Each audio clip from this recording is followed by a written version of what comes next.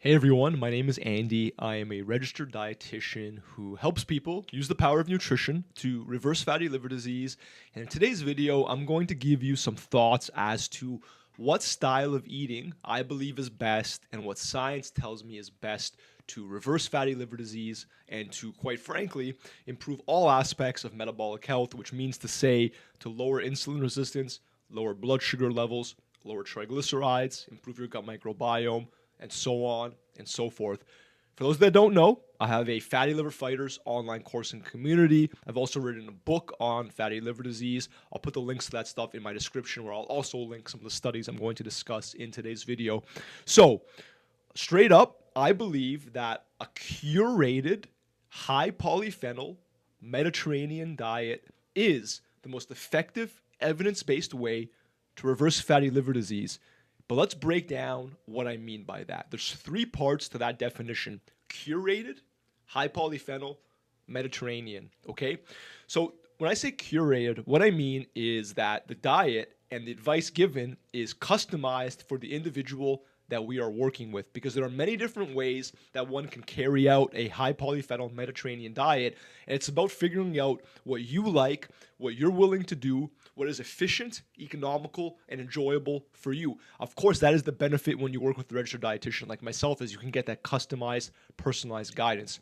So that's the first step. It should be curated for you. It's not just going to find a little pyramid of the Mediterranean diet and try to bring that to life. That's not going to work as well. Okay? Next key point: high polyphenol. Okay? If you've never heard the word polyphenol before, it's a good thing that you're watching today's video. Polyphenols are a broad family of compounds found in specific plant foods. Okay? They're related to each other because at a cellular chemical level, they have a similar structure where they have multiple rings. Okay? You don't really need to worry about that, but it's true.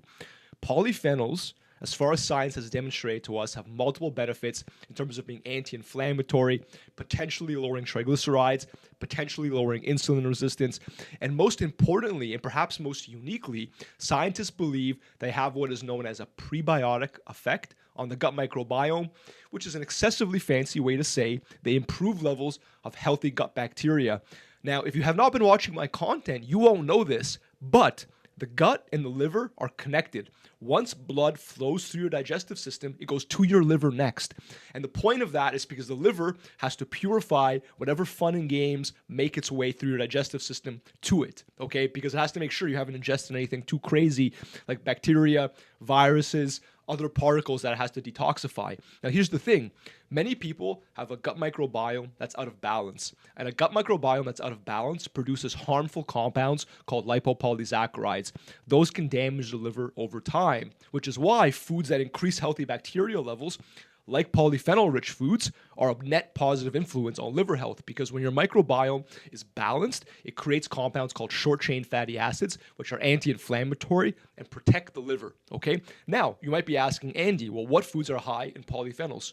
So glad you asked. Here are some examples: dark chocolate, artichoke, parsley, asparagus, spinach, broccoli, blueberries, walnuts, pecans, and the list goes on. I'll put a link to my blog post on this topic in the description. Okay, so that's the next part: curated, high polyphenol, and then Mediterranean diet. Okay, for those who don't know what the Mediterranean diet is, don't get too caught up in what you read on Google or what Google shows you. The Mediterranean diet is basically telling you one thing, and one thing in particular, which is the following: it's saying, hey, you probably don't eat a lot of fatty fish like salmon.